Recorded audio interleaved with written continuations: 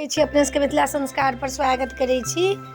अपने सब केहन छी, की समाचार छै, दिवाली के की सब तैयारी हो रहल छै।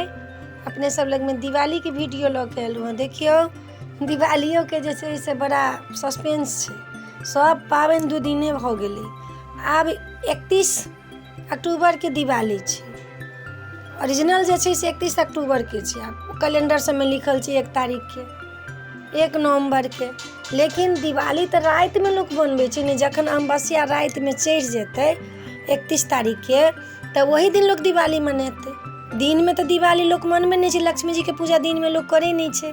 तऽ दिन में जे अमावस्या 1 तारीख के पड़बे करतै तऽ ओहि दिन लोग केना मनेतै दिवाली। दिवाली के अमावस्या के तऽ रात के छै। रात में पड़ि रहल है अहाँ के अमावस्या 31 तारीख के, तऽ दिवाली तऽ ओना होबक चाही 31 तारीख के। तऽ अपने सबके तो हम यह कहब जे 31 तारीख वाला दिवाली होबे के चाहिए। 31 तारीख के दिवाली हो।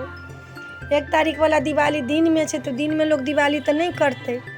तो ताहि दुआरे अपने सबके बता देलूँ हाँ जे 31 तारीख के दीपावली है और 29 तारीख के धनतेरस है। 29 अक्टूबर के धनतेरस है। 30 तारीख के छोटी दिवाली है। धनतेरस जे कहै छियै से जे बर्तन भाड़ा सोना चांदी गाड़ी बस किनऽ वाला जे धनतेरस से 29 तारीख के है। कुबेर के जे पूजा होइ छन से 29 तारीख के, 30 के छोटी दिवाली है और 31 तारीख के जे ओरिजिनल दिवाली है। आब तऽ अपना लोग के मनमाना भऽ गेलै। तऽ बातो रहै छै सुनैत, कते सुनलक कते नहीं सुनलक। 1 तारीख के कैलेंडर सब में देने छै तऽ गलत देने छै। कैला 31 तारीख के रात में पूजा हेतै। भगवान लक्ष्मी के तो रात में पूजा होइ छै। तऽ अपने सबके बता देलहुँ हाँ जे एना ये दिवाली 31 तारीख के ये, धनतेरस 29 तारीख के ये, छोटी दिवाली 30 तारीख के ये।